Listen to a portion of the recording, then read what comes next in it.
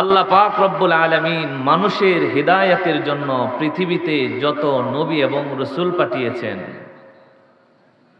সমস্ত নবী এবং রসুলদের মধ্যে সবচেয়ে শ্রেষ্ঠ নবী এবং রসুল হলেন আমার আপনার নবী মুহাম্মদুর রাসূলুল্লাহ সাল্লাল্লাহু আলাইহি ওয়াসাল্লাম।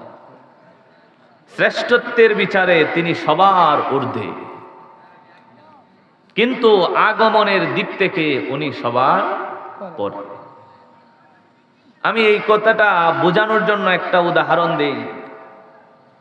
এই যে আজকের এই মাহফিলটা সাজালেন, সবার আগে যোগাযোগ করছেন কার সাথে?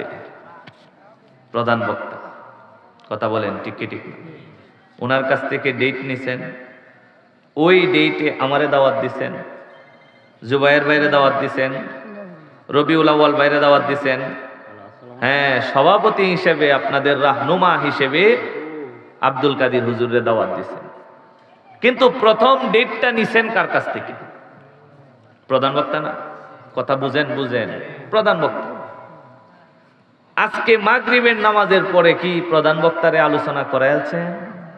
হ্যাঁ না, এখনো করার নাই, এখনো করার নাই। করবে কোন সময়? সবার পরে।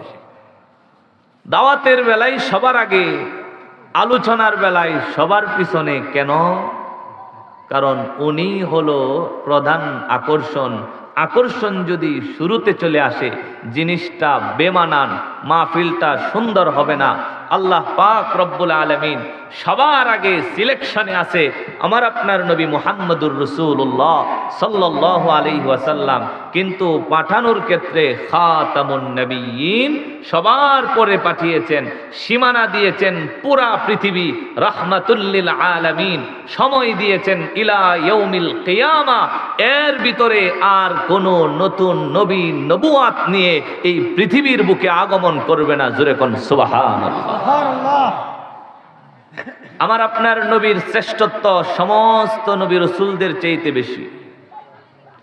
নবীজির উপাধি হলো ইমামুল আম্বিয়া, সমস্ত নবীদের ইমাম।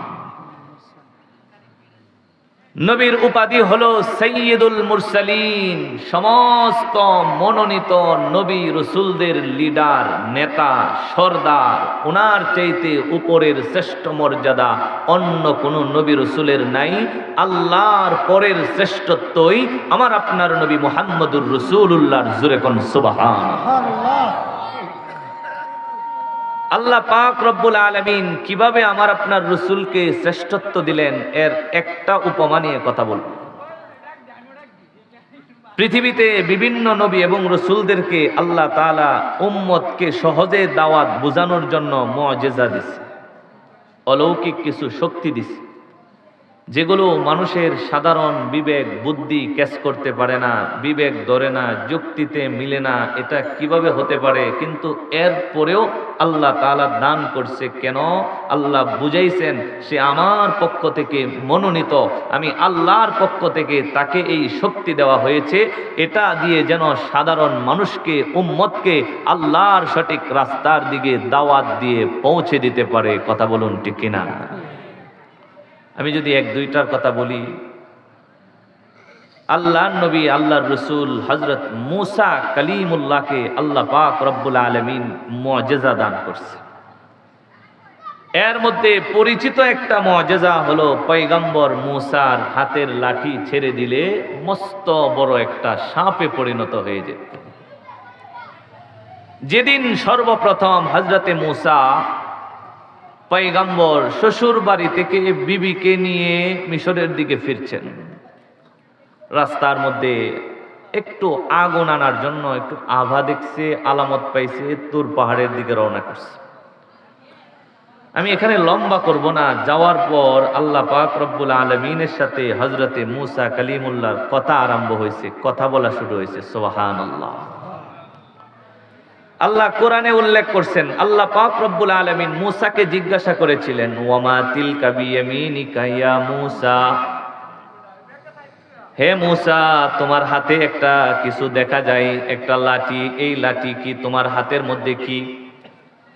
ওয়ামা তিলকা বিয়ামিনিকা ইয়া মূসা, হে মূসা তোমার হাতের মধ্যে কি? আমি আল্লাহ পাক রব্বুল আলামিন জানতে চাই হাতের মধ্যে কি আছে। পয়গম্বর হযরতে মূসা আল্লাহ পাক রব্বুল আলামিনের প্রশ্নের জবাব দেয়, ক্বালা হিয়া আসাই আতাওয়াক্কাউ আলাইহা ওয়া আহুশু বিহা আলা গনামি ওয়ালিয়া ফিহা মাআরিবু উখরা। আল্লাহকে ডাক দিয়া বলে, আল্লাহ আমার হাতের মধ্যে আমার লাঠি আছে, এই লাঠির মধ্যে আমি ভর করে চলি, এই লাঠি দিয়ে গাছ থেকে পাতা টেনে ছিঁড়ে ছিঁড়ে আমার যে ছাগল আছে বকরি আছে এদেরকে খাওয়াই। শুধু তাই না, এই লাঠি দ্বারা আমার আরো কিছু কাজ আছে, এগুলি আমি করি। আল্লাহ পাক রব্বুল আলামিন বলে, মূসা লাঠিটা জমিনের মধ্যে ফেলে দাও। মূসা জমিনের মধ্যে লাঠি ফেলে দিল। আল্লাহ পাকের হুকুমে লাঠি মূসা পয়গম্বরের হাত থেকে পড়ার সঙ্গে সঙ্গে রূপ পরিবর্তন হয়ে গেল।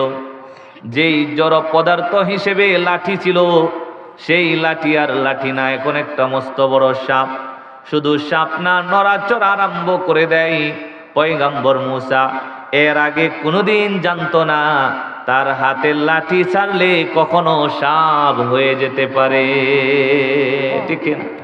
মূসা ছাড় সাপ হয়ে গেছে। এখন তো ভয় পাইতেছে, আইরি এই যে সাল্লাম সাপ হয়ে গেছে, এটারে কেমনে আয়ত্তে আনি? সিস্টেম তো আমার জানা নাই, নতুন জিনিস তো, কিভাবে এটা সিস্টেমের মধ্যে আসবে, আমার আয়ত্তে আসবে কিভাবে?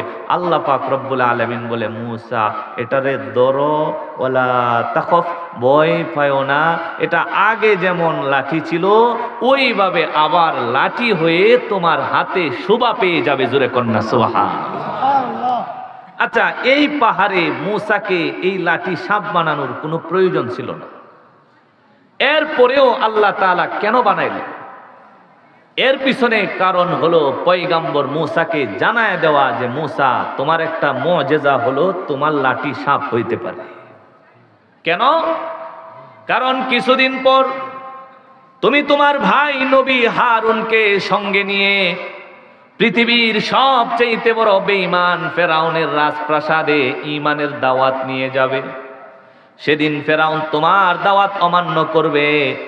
মিশরের যত বড় বড় জাদুকর আছে, জাদু সেনা আছে, এদেরকে তোমার বিরুদ্ধে প্রতিযোগিতায় লিপ্ত করবে। সেদিন তারা বিভিন্ন প্রকার জাদুটোনা উপস্থিত করবে। ও মূসা, সেই দিন যেন তুমি পিছপা হয়ে না যাও। আমি আল্লাহ পাক রব্বুল আলামিন তোমার কাছে আমার প্রদত্ত মুজিজা দিয়ে দিলাম। এই মুজিজা, এই লাঠি সেদিন ওই ফেরাউনের রাজপ্রাসাদে জাদুকরদের সামনে তুমি আমার নামে জমিনের মধ্যে ছেড়ে দিবে। এত মস্ত বড় সাপ হবে বলে হাজার হাজার জাদুকরদের সাপ যেখানে উপস্থিত হবে, তোমার একটা মাত্র লাঠির তৈরি সাপ সমস্ত সাপের জন্য পর্যাপ্ত হয়ে যাবে। আল্লাহ তাআলা হযরতে মূসাকে লাঠি দিয়ে সাপ বানানোর মুজিজা দিলেন। আবার বগলের নিচ থেকে হাত বাহির করলে শুভ্র আলো প্রকাশিত হবে। এই মুজিজাও পয়গম্বর হযরতে মূসাকে দিলেন। মূসার পরে পয়গম্বর হযরতে ঈসাকেও আল্লাহ মুজিজা দিছে। এমন কিছু মুজিজা দিছে আশ্চর্য হয়ে যাওয়ার মতো। বলে একটা শিশু সন্তান জন্মান্ধ হয়ে মায়ের গর্ভ থেকে পৃথিবীর মধ্যে এসেছে। কোনোদিন পৃথিবীর সূর্যের আলো দেখে নাই, রাতের চাঁদের কিরণ দেখে নাই, কোনোদিন পৃথিবীর কোনো দৃশ্য তার চোখে ভাসে নাই। ওই লোকটাও যদি পয়গম্বর হযরতে ঈসার কাছে আসতেন, আর পয়গম্বর ঈসা যদি আল্লাহর নামে তার চোখের উপর দিয়ে নিজের হাতটুকু শুধু বুলায়া দিতেন, যেই মানুষটা জন্ম থেকে দৃষ্টি শক্তিহীন, দেখতে পাই না, পয়গম্বর মূসা পয়গম্বর ঈসার মুজিজার কারণে হাত বুলানোর সঙ্গে সঙ্গে আল্লাহ পাক রব্বুল আলামিন তার দৃষ্টি শক্তি ফিরাইয়া দিতেন। এরকম মুজিজা ঈসার একটা না একাধিক ছিল। ও ভাই, লম্বা করব না, এই ধরনের মুজিজা শুধুমাত্র মূসা আর ঈসা না, আমার আপনার নবী মুহাম্মদুর রাসূলুল্লাহ সাল্লাল্লাহু আলাইহি ওয়াসাল্লাম কেও আল্লাহ দান করেছে। একটা না, অনেকগুলা। এক এক করে বললে সময় অনেক লম্বা হয়ে যাবে। আল্লাহর নবী মুহাম্মদুর রাসূলুল্লাহকে আবু জাহেল ডেকে বলে, ও মুহাম্মদ, তোমার রব যদি সত্যিকার অর্থেই তোমাকে রাসূল বানায়া পাঠায়া থাকে, কই তুমি তো কোনোদিন কোনো কারামত দেখাও না, আশ্চর্য কিছু দেখাও না, কোনোদিন তো অসম্ভব কিছু সম্ভব করে দেখাও না, কেমনে তোমার উপর ঈমান আনবো? সুতরাং আজকে তোমার কাছে একটা দাবি জানাই, এই যে উপরে তাকায় দেখো একটা চাঁদ দেখা যায় আসমানের মধ্যে, যদি তুমি আসলেই আল্লাহর প্রেরিত রাসূল এবং পয়গম্বর হয়ে থাকো, তাহলে আজকে তুমি যদি সম্ভব হয় এই চাঁদটা যদি দ্বিখণ্ডিত করে দেখাইতে পারো, আমরা কথা দিলাম তুমি যেই কালিমার দাওয়াত দাও সেটা গ্রহণ করে নিব। আল্লাহর পক্ষ থেকে জিবরাইল চলে আসলেন, নবীকে জানাইলেন, নবী, আল্লাহ অনুমতি দিয়া দিছেন, আজকে যদি আপনি চান এদেরকে আপনি চাঁদ দ্বিখণ্ডিত করেও দেখাতে পারেন, আপনার ইশারায় চাঁদ আল্লাহর হুকুম মানতে প্রস্তুত হয়ে আছে। নবীজি সাল্লাল্লাহু আলাইহি ওয়াসাল্লাম নিজের শাহাদাত আঙুল উঁচু করে ওই যে আসমানের মধ্যে চাঁদ উঠেছে মাঝখান থেকে রেখা টান দিছে, আল্লাহর হুকুমে চাঁদ দ্বিখণ্ডিত হয়েছে। নবীর সাহাবী হযরত আব্দুল্লাহ ইবনে মাসউদ রাদিয়াল্লাহু তাআলা আনহু বয়ান করে, তিনি বলেন, ওই দিন শুধু আমি একা না, নবীর বহুত সাহাবী দেখতে পাইছে, শুধুমাত্র চাঁদ মাঝখান থেকে ফাটল ধরে নাই, দুই ভাগের দুই অংশ দুইটা পাহাড়ের উপরে চলে গেছে। আমার আপনার নবীর মুজিজা এরকম একটা ছিল না। নবীর সাথে সাহাবায়ে কেরাম সফর করে এক শহর থেকে অন্য শহরের দিকে রওনা করেছে। মাঝ রাস্তায় যাওয়ার পর হঠাৎ সবার পাত্রের পানিগুলি ফুরায় গেছে, কারো পাত্রের মধ্যে পানি নাই, পানির প্রয়োজন পড়েছে। আল্লাহর রাসূল ডাক দিয়েছে, সাহাবায়ে কেরাম কার পাত্রের মধ্যে পানি আছে? সবাই বলতেছে, হুজুর পানিগুলি ফুরায় গেছে, শেষ হয়ে গেছে। একজন শুধুমাত্র সাহাবী আল্লাহর রাসূলকে বলেন, ইয়া রাসূলুল্লাহ, ইয়া হাবিবাল্লাহ, আমার পানির মশকের মধ্যে সামান্য পানি আছে, তবে যেই পরিমাণ পানি আছে মনে হয় না একজনের জন্য সেটা যথেষ্ট হতে পারে, প্রয়োজনের পরিমাণ হতে পারে। নবীজি সাল্লাল্লাহু আলাইহি ওয়াসাল্লাম বলে, নিয়ে আসো। আল্লাহর রাসূলের কাছে আনা হলো। নবীজি সাল্লাল্লাহু আলাইহি ওয়াসাল্লাম তার হাত মুবারকের 5টা আঙ্গুল তার মশকের মধ্যে ডুবায়া দিলেন। নবীজি আঙ্গুল মুবারক পানির মধ্যে ডুবায়া দিছে, আর সাহাবাদেরকে ডাকতেছেন, সাহাবারা আসো আসো, যার কাছে যতগুলি পানির খালি পাত্র আছে সবগুলি পানির পাত্র এখান থেকে ভরা আরম্ভ করো।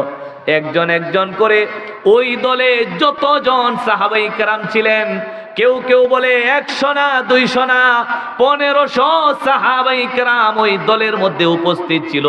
1500 সাহাবায়ে কেরাম নিজেদের কাছে যেই খালি পাত্রগুলি ছিল রাসূলের ওই আঙুল থেকে বাহির হওয়া পানি দিয়া নিজেদের পাত্রগুলি ভরপুর করে নিছে। নবী বলেন, এবার তোমাদের হাজতগুলি পূরণ করো। নবীজির ওই মশকের পানি দিয়ে সবাই নিজেদের প্রয়োজন পরিমাণ পানিগুলি যখন সংগ্রহ করে নিল, এবার নবীজি ওই পাত্রওয়ালা সাহাবীরে ডাক দিছে, এদিকে আসো, তোমার মশক তুমি নিয়ে নাও, যেই পরিমাণ পানি আমার হাতের মধ্যে উঠায় দিছিলা, জবাব দাও সেই পরিমাণ পানি এখনো অতিরিক্ত আছে না? না, সুবহানাল্লাহ কইবেন না? আর জোরে কন্যা সুবহানাল্লাহ। ও ভাই, এরকম মুজিজা রাসূলকে একটা দেই নাই, আল্লাহ বহুত মুজিজা নবীজি সাল্লাল্লাহু আলাইহি ওয়াসাল্লামকে দিছে। এমন কি সবচেয়ে বড় জীবন্ত মুজিজা, যেটা কিয়ামত পর্যন্ত আমাদের সামনে উপস্থিত থেকে যাবে, সেই পবিত্র মুজিজার নাম হলো কালামুল্লাহ আল কোরআন, যেটা আল্লাহ পাক আমাদের জীবন বিধান হিসেবে পৃথিবীর মধ্যে দান করেছে। জোরে কন্যা সুবহানাল্লাহ। আমি সেদিকে যাব না, আমি আল্লাহর রাসূলের একটু শ্রেষ্ঠত্ব বুঝায়া একটা শিক্ষা বাহির করার জন্য বসছি।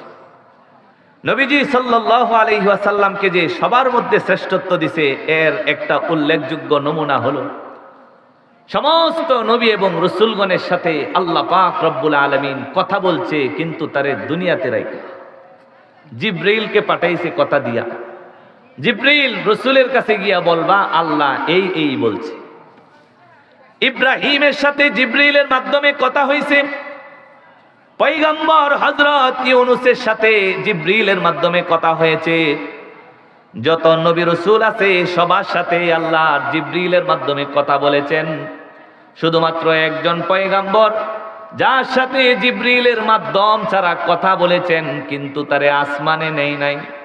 তুর পাহাড় যেটার উচ্চতা ৭,০০০ ফিট, সেই তুর পাহাড়ে এখনো পয়গাম্বর মূসা যেই গাছটার কাছে দাঁড়ায় আল্লাহর সাথে কথা বলতেন, সেই গাছটা এখনো তুর পাহাড়ের মধ্যে আল্লাহ তাআলা অবশিষ্ট রেখে দিছে। আল্লাহ পাক রব্বুল আলামিন পয়গম্বর মূসার সাথে কথা বলছেন জিবরিল ছাড়া, কিন্তু আল্লাহ মূসাকে আসমানে দাওয়াত করে নাই। আল্লাহর নিয়ামতগুলি, আল্লাহর কুদরতগুলি দেখানোর জন্য পয়গম্বর মূসাকে উপরে নাই। মূসা তোর পাহাড়ে দাঁড়াইতো, আল্লাহ পাক রব্বুল আলামিন উপর থেকে কথা বলতেন। মূসা আল্লাহর কথাগুলি শুনতে পাইতো, আল্লাহ মূসার কথাগুলি শুনতে পাইতো। কিন্তু মুসলমান গভীর মনোযোগ খেয়াল করে শুনে রাখেন, আমার আপনার নবী মুহাম্মাদুর রাসূলুল্লাহ সাল্লাল্লাহু আলাইহি ওয়াসাল্লামের সাথে রব্বে কাবা রব্বুল আলামিন কথা বলেছে, জিবরাইলের মাধ্যমেও বলেছে, জিবরাইলের মাধ্যম ছাড়াও বলেছে, দুনিয়ার জমিনে রেখেও বলেছে, আম্মা জান আয়েশা সিদ্দিকার ঘরে রেখেও বলেছে। আবার আল্লাহ তাআলা সমস্ত নবী এবং রাসূলদের উপর শ্রেষ্ঠত্ব মর্যাদা দেওয়ার জন্য নবীকে শুধু দুনিয়ার মধ্যে রাখে নাই। নবী যখন সবচেয়ে বেশি চিন্তিত, আল্লাহ পাক রব্বুল আলামিন রাসূলকে দাওয়াত করলেন, জিবরিলকে পাঠায়া দিলেন, জিবরিল যাও যাও মক্কার উম্মে হানির ঘরের মধ্যে আমার রাসূল শুয়ে আছে, যাও আমার রাসূলকে মেহমান বানায়া নিয়ে আসো। নবীর সাথে দুনিয়ার মধ্যে রেখে কথা বলবো না, নবীকে দাওয়াত করে উপরে আনবো, তাও সামান্য উপরে না, সিদরাতুল মুনতাহা হবে আমার নবীর মেহমানের জায়গা। জিবরিল চলে আসছে নবীজি উম্মে হানির ঘরের মধ্যে। জিবরিলের সাথে বাহন হলো বুরাক। নবীকে বললেন, ইয়া রাসূলুল্লাহ দাওয়াতে বের হওয়া লাগবে। নবীজি বলেন, কার দাওয়াত? বলে রব্বিল কাবার দাওয়াত, আল্লাহর দাওয়াত। এই দাওয়াতে আর কেউ যায় নাই। নবীরে বুরাকের মধ্যে উঠাইলো, প্রথম সফর শুরু হলো। এই সফরের নাম হলো ইসরা। এটা হলো জমিনের সফর। এটার শুরু হলো মক্কাতুল মুকাররমা থেকে ফিলিস্তিনের বাইতুল মাকদিস পর্যন্ত নবীর সফর নাম হলো ইসরা, যার বর্ণনা আল্লাহ পাক রব্বুল আলামিন পবিত্র কোরআনুল কারীমের মধ্যে সুস্পষ্ট উল্লেখ করেছেন। নবীজি সাল্লাল্লাহু আলাইহি ওয়াসাল্লামকে নিয়ে সাইয়্যিদুল মালায়েকা হযরত জিবরিল আলাইহিস সালাতু ওয়াস সালাম সর্বপ্রথম মক্কা থেকে বাইতুল মাকদিস পর্যন্ত নিয়ে গেলেন। বাইতুল মাকদিসে যাওয়ার পর বাইতুল মাকদিস ভরে গেছে। নবী এবং রাসূলদের জামাতে ইমামতি করা লাগবে। নবী কোথায় দাঁড়াবে? জিবরিল বলে, তাকদ্দাম ইয়া রাসূলুল্লাহ, নবী আপনি যেখানে উপস্থিত সেখানে পৃথিবীর আর কারো ইমামতি চলবে না। নবী ইমামতির মুসল্লার মধ্যে দাঁড়ায় গেলেন। সমস্ত নবী আম্বিয়া কেরামদেরকে মুসল্লি বানায় নবীজি ইমামতি করলেন। ইমামতি শেষ হওয়ার পর আল্লাহর রাসূলের ইসরা সম্পন্ন হয়ে গেছে। এবার নবীর দ্বিতীয় সফর, এটা ঊর্ধ্বগমন, এটাকে ইসরা বলা হয় না, সেটার নাম হলো রাসূলের মিআরাজ। নবীজির ঊর্ধ্বগমন শুরু হয়ে গেছে। জিবরিল রাসূলকে নিয়ে উপরের দিকে উঠা আরম্ভ করেছে। যেতে যেতে যেতে যেতে প্রথম আসমান পর্যন্ত যাওয়া হলো। প্রথম আসমানের ফেরেশতারা গেটের মধ্যে দাঁড়ায় জিজ্ঞাসা করে, আপনি কে? উনি জবাব দেয়, আনা সাইয়্যিদুল মালায়েকা জিবরিল আলাইহিস সালাতু ওয়াস সালাম। বলে, আপনার সাথে কে? বলে, আমার সাথে হলো সমস্ত মাখলুকের সরদার আল্লাহ পাক রব্বুল আলামিনের প্রিয় মাহবুব জনাবে মুহাম্মাদুর রাসূলুল্লাহ সাল্লাল্লাহু আলাইহি ওয়াসাল্লাম। জিবরিল বলে, আমার সাথে নবীর আমার সাথে আল্লাহর মাহবুব। জিবরিলকে বলে, কোথায় যান? বলে, উপরে যাওয়া লাগবে, আল্লাহর দাওয়াত আছে, প্রথম আসমানের দরজাগুলি খুলে দাও। নবী বলেন, প্রথম আসমানের দরজাগুলি খুলে দেওয়া হলো। তারা আহলান সাহলান শুভেচ্ছা স্বাগতম জানালো। প্রথম আসমান অতিক্রম করলাম। উঠতে উঠতে আবার দ্বিতীয় আসমান পর্যন্ত চলে গেলেন। দ্বিতীয় আসমানের ফেরেশতারা দরজা খুলে দিল। তৃতীয় আসমান পর্যন্ত পৌঁছে গেলেন। তৃতীয় আসমানের ফেরেশতারা দরজা খুলে দিল। এইভাবে যেতে যেতে সংক্ষেপ করে বলি, নবীজি সাল্লাল্লাহু আলাইহি ওয়াসাল্লাম কেউ বলে সপ্তম আসমানের নিচে, ষষ্ঠ আসমানের উপরে, কেউ বলে সপ্তম আসমানের উপরে একটা শেষ সীমানার নাম হলো সিদরাতুল মুনতাহা। বলে এই জায়গাটা হলো সৃষ্টির শেষ সীমানা, এরপরে আর কারো জ্ঞান চলে না, এমনকি জিবরিল পর্যন্ত সীমানা অতিক্রম করার ক্ষমতা নাই। আল্লাহর রাসূল পৌঁছে গেছে। নবীজি সাল্লাল্লাহু আলাইহি ওয়াসাল্লাম গেলেন সিদরাতুল মুনতাহা। আল্লাহ বলেন শুধু তাই না, আমার রাসূলকে আমি আমার বানানো জান্নাতটা ঘুরায়া ঘুরায়া দেখাইলাম। জান্নাতের নাজ নিয়ামতগুলি রাসূল দেখলেন, জাহান্নামটা রাসূল নিজের চক্ষু দ্বারা দেখলেন। আল্লাহর যত বড় বড় নিদর্শন আছে, সমস্ত নিদর্শনগুলি আমার আপনার রাসূল মিরাজের সফরে দেখলেন। আল্লাহ পাক কথা বললেন, নবীজি কথাগুলি শুনলেন, নবীজি কথা বললেন, আমার আল্লাহ কথাগুলি শুনলেন। জিবরাইলের সাথে গেলেন, আল্লাহর রাসূল শেষ সীমানা পর্যন্ত পৌঁছে গেলেন। ও ভাই, পৃথিবীর সমস্ত নবী রাসূলদের সাথে আল্লাহ কথা বলছে, কিন্তু জমিনে রাইকা আসমানে কাউকে দাওয়াত করে নেওয়া হয় নাই। শুধুমাত্র একজনকে আসমানের উপরে দাওয়াত করে নেওয়া হয়েছে। জোরে বলেন তো, তিনি মুহাম্মাদুর রাসূলুল্লাহ সাল্লাল্লাহু আলাইহি ওয়াসাল্লাম। শ্রেষ্ঠত্ব আল্লাহর রাসূলের, জোরে কোন আছে না নাই? আরো জোরে বলেন আছে না নাই? আমার আলোচনা এটা কিন্তু সাবজেক্ট না, এটা আমি শুধু ভূমিকাটা টানছি, আসল শিক্ষাটা একটু উদ্ঘাটন করি। আল্লাহর রাসূল যে এত দামি একটা সফরে গেছে, চিন্তা করছেন কোন নবী রাসূলগণ গেছেন না, আল্লাহর রাসূল গেছেন। ও আল্লাহর রাসূল যে গেছেন, আমি যদি একটু উদাহরণ দেই, আপনাদের কেউ মাঝে মধ্যে কক্সবাজার সফরে যায় না? চিটাগাং গেছে, কক্সবাজার গেছে, সিলেট গেছে। কক্সবাজার যাওয়ার পরে বাড়িতে আমার একটা প্রিয় একটা ছোট কন্যা সন্তান আছে, একটা ছেলে আছে, তারা যে বাড়িতে আমি রাইখা গেছি। বলেন তো, কক্সবাজার থেকে গিয়ে খালি হাতে ফেরত আসে না তাদের জন্য কিছু নিয়ে আসে? জোরে কোন কিছু আনে নি আনে না? হ্যাঁ, কেন আনে? কারণ আমার কাছে যে প্রিয়, একটা দামি সফর থেকে তার জন্য কিছু নিয়ে আসাটা এটাই স্বাভাবিক। কথা বলুন ঠিক কিনা? তো নবীজি যে এত লম্বা সফরে গেছে, বড় সফরে গেছে, এত মর্যাদার সফরে গেছে, যেই সফরে পৃথিবীর আর কেউ যাইতে পারে নাই, তো নবীজির কাছে সবচাইতে প্রিয় যারা, এদের জন্য রাসূল কি সফর থেকে কিছু আনবে না? নবীর কাছে প্রিয় কে? সবচেয়ে প্রিয় রাসূলের বিবিরা নাকি? হ্যাঁ, সবচেয়ে প্রিয় রাসূলের মেয়ে হযরত ফাতেমা রাদিয়াল্লাহু তাআলা আনহা নাকি? হ্যাঁ, সবচেয়ে প্রিয় রাসূলের কন্যারা নাকি? না, রাসূলের কাছে সবচেয়ে প্রিয় হলো আসমানের নিচে জমিনের উপরে নবীর উম্মত। জোরে কোন সুবহানাল্লাহ। নবীর উম্মত সবচেয়ে প্রিয়। নবীজি মৃত্যু শয্যায় শায়িত হয়েও আল্লাহর রাসূল শেষ কথা যেটা বলছেন, সেটা বলছে আমার উম্মতের কি অবস্থা হবে। না জানি আমার উম্মত মুক্তি পায় কিনা, না জানি আল্লাহর কাছে ধরা খায়া যায় কিনা, উম্মতের কি অবস্থা হবে। রাসূলের সারা জিন্দেগীর ফিকির ছিল এটা। জোরে কোন সুবহানাল্লাহ। শুধুমাত্র জীবনে না, ও ভাই খেয়াল করে শুনেন, যেদিন কিয়ামত কায়েম হয়ে যাবে, সমস্ত নবী রাসূলগণ যেদিন এক কালিমা পড়বে, ইয়া রব্বি সাল্লিম সাল্লিম, ইয়া রব্বি সাল্লিম সাল্লিম, উম্মতেরা জামাতবদ্ধ হয়ে পয়গম্বর আদমের কাছে যাবে, লাভ হবে না। পয়গম্বর নূহের কাছে যাবে, ইব্রাহিমের কাছে যাবে, যেতে যেতে সর্বশেষ হযরত ঈসা রূহুল্লাহর কাছ থেকেও ফিরে এসে সর্বশেষ গাঁটি হবে আমার আপনার নবী, দয়ার নবী, মায়ার নবী, রাহমাতুল লিল আলামিন জনাবে মুহাম্মদুর রাসূলুল্লাহ সাল্লাল্লাহু আলাইহি ওয়াসাল্লাম। সমস্ত নবী রাসূলগণ বলবে ইয়া রব্বি সাল্লিম সাল্লিম, আর আমার নবী বলবে আল্লাহ, আমার জন্য তোমার কাছে মাকামে মাহমুদ আছে, কিন্তু আমি নিজের চিন্তা করি না, আমার চিন্তা আমার জন্য নাই। আমার কাছে চিন্তা হলো উম্মতি উম্মতি উম্মতি উম্মতি, আমার উম্মতের কি হবে, উম্মতের কি হবে। হাদিসের মধ্যে নবী বলেন, আমি তিনটা জায়গায় আমার উম্মতের জন্য দাঁড়ায়া থাকবো। জোরে কন্যা সুবহানাল্লাহ।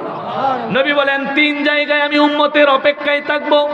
প্রথম নাম্বার জায়গা হলো যেখানে আমার উম্মতের আমল নামা মাপা হবে, ওই জায়গাটার মধ্যে আমি রসুল উম্মতের দরদি হয়ে দাঁড়ায় থাকবো। আমি রসুল দেখবো আমার কোন উম্মত না জানি আমল হালকা হওয়ার কারণে জাহান্নামী হয়ে যায়। নবী বলেন আমি উম্মতের দরদি হয়ে উম্মত যখন ফুলসিরাত পার হবে, আমি রসুল ফুলসিরাতের সন্নিকটে দাঁড়ায় থাকবো। আমি উম্মতকে একা ফেলে রেখে কোথাও যাব না। আল্লাহর রসুল বলেন 3 নাম্বার জায়গা হলো সমস্ত নবী রসুলগঞ্জ যেদিন ইয়া রব্বি সাল্লিম বলে নিজের চিন্তা করবে, আমি আল্লাহর রসুল আল্লাহ আমারে যে হাউজে কাউসার দিছে সেই হাউজে কাউসারের পাশে গ্লাস নিয়ে দাঁড়ায় থাকবো। আমার উম্মত কখন আসবে আর আমি তারে পানি পান করায়া আজীবনের জন্য তৃষ্ণা নিবারণ করায়া দিব। সমস্ত নবীগণ যেদিন নিজের চিন্তায় ব্যস্ত, সেদিন আমার আপনার নবী উম্মতের চিন্তায় ব্যস্ত। ও মুসলমান, এতে কি বোঝা যায়? যিনি মৃত্যুর সময়ও উম্মতের চিন্তা করে, সারা জীবন উম্মতের ফিকির করছে, কিয়ামতের মাঠেও উম্মতের ফিকির করবে, তার কাছে উম্মতের চাইতে প্রিয় আর কিছু হতে পারে না। কথা বলুন ঠিক কিনা? তো নবী যে এত দামি সফরে গেছে, উম্মতের জন্য কিছু না নিয়ে চলে আসবো? কথা কয় কিছু আনবো না? একটা কিছু কি আনবো? হযরত আব্দুল্লাহ ইবনে মাসউদ রাদিয়াল্লাহু তাআলা আনহু বলেন, উতিয়া রাসূলুল্লাহ সাল্লাল্লাহু আলাইহি ওয়াসাল্লাম সালাসান। এই দামি সফর থেকে আল্লাহ পাক রব্বুল আলামিন নবীজি সাল্লাল্লাহু আলাইহি ওয়াসাল্লামের প্রিয় উম্মতের জন্য একটা না দুইটা না 3টা হাদিয়া দিয়া দিছে। ইয়া রাসূলুল্লাহ, এই 3টা উপহার নিয়ে যান, আপনার উম্মতের কাছে দিয়া দিবেন। এগুলি মেরাজের হাদিয়া।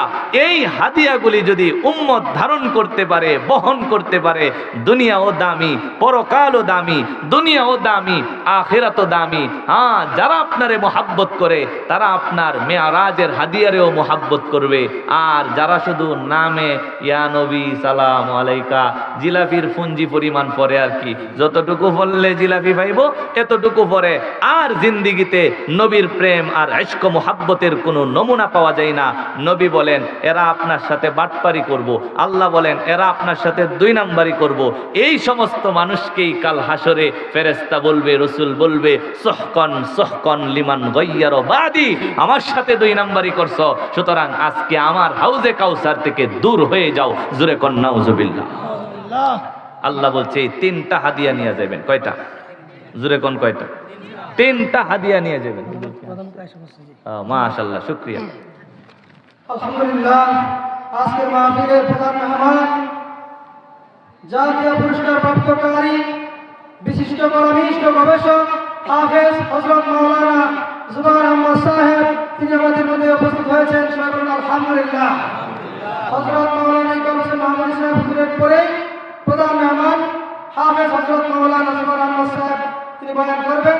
আমি রাস্তাঘাট এবং দোকানপাটে যারা বসে আছেন, অযথা সময় নষ্ট করছেন, সকলকে অনুরোধ করবো আপনারা আমাদের স্থলে চলে আসুন। সবাই বলি মাশাআল্লাহ।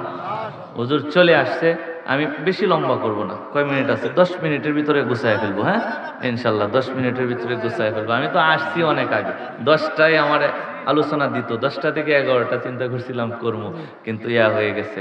আবার আমার উস্তাদের আরেকটা মাদ্রাসার প্রোগ্রাম আছে, 11:30টায় গিয়া ধরতেই বুঝছেন। এই কারণে উজর ক্ষমা চেয়ে নিচ্ছি, ক্ষমা করবেন ইনশাল্লাহ। আল্লাহ তাআলা আমাদেরকে কবুল করেন। জোরে কোন আমিন। কোন পর্যন্ত না গেছিলাম? মেরাজের হাদিয়া। জোরে কোন মেরাজের হাদিয়া কয়টা? 3টা হাদিয়া নবীজি আনছে। কাদের জন্য? ফ্যামিলির মানুষের জন্য না, উম্মতের জন্য। উম্মতের জন্য কিয়ামত পর্যন্ত যারা আসবে, নবী বলেন 3টা হাদিয়া সবার জন্য আমি আনছি আল্লাহর কাছ থেকে। আল্লাহ দামি, রসুল দামি, মেরাজ দামি, জিবরিল দামি, বুরাক দামি, জায়গাটা দামি, হাদিয়াগুলাও দামি। কন্যা সুবহানাল্লাহ। কয়টা হাদিয়া?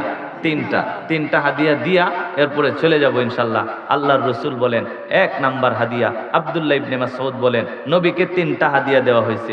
এর মধ্যে আল আউয়ালু, প্রথম নাম্বার হলো as-সালাওয়াতুল খামসু, 5 ওয়াক্ত নামাজ, ফজর, যোহর, আসর, মাগরিব, এশা, 5 ওয়াক্ত নামাজ আল্লাহ তাআলা হাদিয়া হিসেবে উম্মতের কাছে দিছে।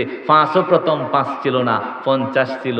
এরপরে মুসা কালিমুল্লাহর সাথে কথা বলে ফিরে গিয়া গিয়া এরপরে আস্তে আস্তে কমতে কমতে 5 হয়েছে, কিন্তু আল্লাহ মাহরুম করছে না। আল্লাহ ডাক দিয়ে বলে, নবী আপনার উম্মত যদি 5কে কদর করে 5-এর বদলায় আমল নামায় আল্লাহ আমি 50 দিব। আর জোরে কন্যা সুবহানাল্লাহ। আল্লাহ বলছে পড়বে 5, দিব কত? 50। আচ্ছা বলেন তো, নবী যে এই যে দামি একটা হাদিয়া মেরাজ থেকে আনছে, আমরা যারা নবী পাগল এরা তো নামাজ পাগল হওয়ার কথা। কথা কোন ঠিক কিনা? যারা নবীরে মোহাব্বত করি এরা নামাজের মোহাব্বত করার দরকার কিনা? এখন শুধু আপনি নামে শুধু আরে নবীরে কি পরিমাণ মোহাব্বত করি, সিরালাম ফাড়ায় দাম, পরে ফজরের নামাজের সময় আপনি আর নাই, জোহরের সময় আপনি উল্টা দিকে হাঁটেন, এদিকে মানুষেরা মাগরিবের নামাজ পড়ে আপনি টং দোকানে সিগারেট টানেন, তাহলে আপনি কত নাম্বারের নবী প্রেমিক? এটা আর খাতায় লেখা বোঝানো লাগবে না। আজকের পর থেকে যারা এই কথা শুনতেছে সবাই বুঝবে যে সিগারেট টানুন্যওয়ালা নামাজের সময় কত নাম্বারের নবী প্রেমিক। কথা কোন ঠিক কিনা? যদি মাইক দেও যে আমি নবীর পাগল, নবীর পাগল বুঝবাই না সবচেয়ে বড় বাটপার। আল্লাহর রাসূল হাদিয়া আনছে কয়টা? 1 নাম্বার, আব্দুল্লাহ ইবনে মাসউদ বলেন as-সালাওয়াতুল খামসু, 5 ওয়াক্ত নামাজ আল্লাহ দিয়েছেন নবী নিয়া যান উম্মতের কাছে পৌঁছে দিন। যদি উম্মত 5 ওয়াক্ত নামাজ আদায় করে আমি আল্লাহ তার আমল নামায় 50 ওয়াক্তের সওয়াব দিয়া দিব। নবীজি এক হাদিসের মধ্যে বলেন, মান গাদা ইলাল মসজিদি আও রাহা আ'আদ্দাল্লাহু লাহু আযজা ওয়া জাল্লা ফিল জান্নাতি নাজলান কুল্লামা গাদা আও রাহা। আমার কোন উম্মত যদি সকাল বিকাল আল্লাহর হাজিরা দেওয়ার জন্য বাড়ি থেকে মসজিদের দিকে যাই, নবী বলেন যতবার বান্দা মসজিদে যায় আল্লাহ ততবার বান্দার জন্য জান্নাতে মেহমান কানা সাজায়া রাখে। ওই নামাজ রাসূল নিয়ে আসছে। নবী বলেন যদি 5 ওয়াক্ত নামাজ কেউ পড়ে, as-salawatul khamsu mukaffiratun lima bainahunna, ফজর পড়লেন, ফজর পড়ে বাড়িতে চলে গেলেন, আসর পড়লেন, জোহর পড়লেন, মাগরিব পড়লেন, এশা পড়লেন। নবী বলেন এই 5 ওয়াক্ত নামাজের মাঝামাঝি যেই সময়টা আছে সেই সময়ের মধ্যে যদি বান্দা কবিরা গুনাহ না করে, যদি তার টুটা ফাটা সগীরা গুনাহ হয়, নবী বলেন মুকাফফিরাতুন লিমা বাইনাহুন্না, এই 5 ওয়াক্ত নামাজের উসিলায় আল্লাহ সগীরা গুনাহগুলি মাফ করে দেয়। নবীজি সাল্লাল্লাহু আলাইহি ওয়াসাল্লাম বলেন এই 5 ওয়াক্ত নামাজ আমি উম্মতের জন্য মেরাজ থেকে হাদিয়া হিসেবে এনেছি। সুতরাং যে আমাকে মোহাব্বত করে সে যেন নামাজকে মোহাব্বত করে, যে আমাকে ভালোবাসে সে যেন নামাজের কদর করে। কেন বাবা? কারণ নামাজের কদর ছাড়া কিয়ামতের মাঠে আপনার কোনো উপায় হবে না। কেন? কারণ নবী বলছেন আউয়ালু মা ইউহাসাবু বিহিল আবদু ইয়াউমাল কিয়ামাতিস সালাহ, যেদিন রবের সামনে দাঁড়াবেন প্রথম প্রশ্নটাই হবে বান্দা নামাজের খবর কি আগে লাগাও, এরপরে অন্য খবরের জবাব। ঠিক না? 1 নাম্বার হাদিয়া নবী বলেন 5 ওয়াক্ত নামাজ। 2 নাম্বার হাদিয়া, এই হাদিসের মধ্যে এইভাবে আসছে, অন্য আবার এই আয়াতের আরেকটা শানে নুজুলও আছে, তবে আমি হাদিসেরটা বলতেছি। আব্দুল্লাহ ইবনে মাসউদ বলেন মেরাজের দ্বিতীয় হাদিয়া হলো ওয়া খাওয়াতিমু সূরাতিল বাকারা, সূরা বাকারার শেষে 2টা লম্বা আয়াত আছে। নবীজি বলেন এই 2টা আয়াত মেরাজ থেকে আল্লাহ আমারে উম্মতের জন্য হাদিয়া বানায়া দিছে। 2টা লম্বা আয়াত নবীজি পড়লেন, আমানার রাসূলু বিমা উনজিলা ইলাইহি মির রাব্বিহি ওয়াল মুমিনুন কুল্লুন আমানা বিল্লাহি ওয়া মালাইকাতিহি ওয়া কুতুবিহি ওয়া রুসুলি লা নুফাররিকু বাইনা আহাদিম মির রুসুলি وقالوا سمعنا وأطعنا غفرانك ربنا وإليك المصير لا يكلف الله نفسا إلا وسعها لها ما كسبت وعليها ما اكتسبت ربنا لا تؤاخذنا إن نسينا أو أخطأنا ربنا ولا تحمل علينا إصرا كما حملته على الذين من قبلنا রব্বানা ওয়ালা তুহাম্মিলনা মা লা তাকাতা লানা বি ওয়াফু আন্না ওয়াগফির লানা ওয়ারহামনা আনতা মাওলানা ফানসুরনা আলাল কওমিল কাফিরিন। নবী বলেন এই দুইটা আয়াত হলো মেরাজের দ্বিতীয় হাদিয়া। নবী বলেন এই আয়াতগুলি পড়ে কেউ যদি আল্লাহর কাছে দোয়া করে আল্লাহ তার দোয়া কখনো ফিরায়া দেয় না। হাদিসের মধ্যে আসছে এই দুইটা আয়াত যদি কোনো বান্দা এই যে মাহফিল শেষ করে বাড়িতে ফিরে যাবেন, খানা পিনা শেষ করে পরে বিছানার মধ্যে ঘুমাইতে যাবেন, নবীজি বলেন বিছানার মধ্যে শুয়ে শুয়ে কেউ যদি আমানার রাসূল থেকে শুরু করে ফানসুরনা আলাল কওমিল কাফিরিন পর্যন্ত একবার তেলাওয়াত করে, নবী বলেন বান্দা ঘুমায় গেছে, সকালবেলা ফজরের আগে উঠে আর এই দিন তাহাজ্জুদ পড়তে পারছে না। নবী বলেন যদি তাহাজ্জুদ নাও পড়ে আল্লাহ তাআলা এই আয়াতের উসিলায় বান্দার আমল নামায় তাহাজ্জুদের পূর্ণ সওয়াব লিখে দেয়। আরো জোরে কোন সুবহানাল্লাহ। কয়টা গেছে হাদিয়া? আমার ভাই চলে আসছে, হাদিয়াও ফুরায় গেছে। 2 নাম্বার, সূরা বাকারার শেষ 2টা আয়াত। 3 নাম্বার হাদিয়াটা একটু মনোযোগ বাড়াই ভাই, এটা সবচেয়ে গুরুত্বপূর্ণ। আল্লাহর রাসূল বলেন আরেকটা সুসংবাদ আমি উম্মতের জন্য নিয়ে আসছি, একটা বড় সুসংবাদ, দামি সুসংবাদ। রাসূল বলেন সেটা কি? ওয়ায়ুগফারু লিমান মাতা মিন উম্মতিহি ওয়া লাম ইউশরিক বিল্লাহি শাইআ। আল্লাহ আমারে জানায়া দিছে নবী আপনার কোন উম্মত যদি দুনিয়াতে চলতে ফিরতে তার পূর্ণ জীবদ্দশায় যদি অনেক গুনাহ হয়ে গেছে, কবিরা গুনাহ অনেক হয়ে গেছে, সগীরা অনেক হয়ে গেছে, কিন্তু কোনোদিন আমি আল্লাহর সাথে কাউকে শরীক করে শিরিকের গুনাহ করে নাই, জীবনে কোনোদিন শিরিকের গুনাহ করে নাই, কোনো মাজারে গিয়া সাহায্য চাই নাই, কোনো বাজারে গিয়া কোনো পীরের কাছে সন্তান চাই নাই, কোনো জায়গায় আপনার ক্ষমতার সাথে অন্য কাউকে মিলায় নেই নাই। আল্লাহর রাসূল বলেন আল্লাহ ওয়াদা করছে কিয়ামতের কঠিন মাঠে যখন এই বান্দা দাঁড়াবে, এই বান্দার গুনাহ আছে, নেকিও আছে, কিন্তু শিরিকের কোনো গুনাহ নাই। আল্লাহ ওয়াদা করছে রাসূল যদি শিরিক না করে থাকে কিয়ামতের মাঠে আমি আল্লাহ বান্দাকে ক্ষমা করে দিব। আর হুজুরে কন্যা সুবহানাল্লাহ। তাহলে কয়টা হাদিয়া মেরাজে? 3টা। 1 নাম্বার কি? 5 ওয়াক্ত। একটু আস্তে কোন? 5 ওয়াক্ত শুনে ফেলবো। আর একটু জোরে কোন? 5 ওয়াক্ত নামাজ পড়বেন না ছাড়বেন? ঢিলামি করবেন না মনোযোগ দিবেন? আল্লাহ কবুল করেন, জোরে কোন আমিন। 2 নাম্বার সূরা বাকারার শেষ 2টা আয়াতে কারিমা। 3 নাম্বার যদি বান্দা শিরিক না করে জীবন কাটিয়ে যেতে পারে আল্লাহ পাক রব্বুল আলামিনের যদি দয়া হয় তাহলে সমস্ত গুনাহ মাফ করে তার জান্নাতের ব্যবস্থা করে দিবে। কিন্তু শিরিক যদি তাকে, আল্লাহ স্পষ্ট কথায় জানিয়ে দিয়েছে তোমার শিরকের গুনাহ ক্ষমা হবে না, চিরস্থায়ী জাহান্নামী হওয়া লাগবে।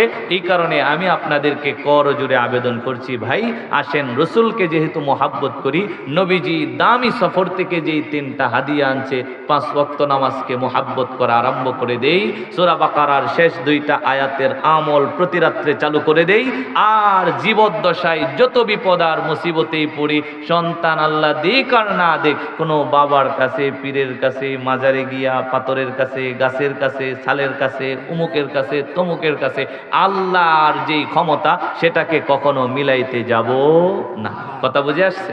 আল্লাহ কবুল করেন, সবাই পড়ি আমিন।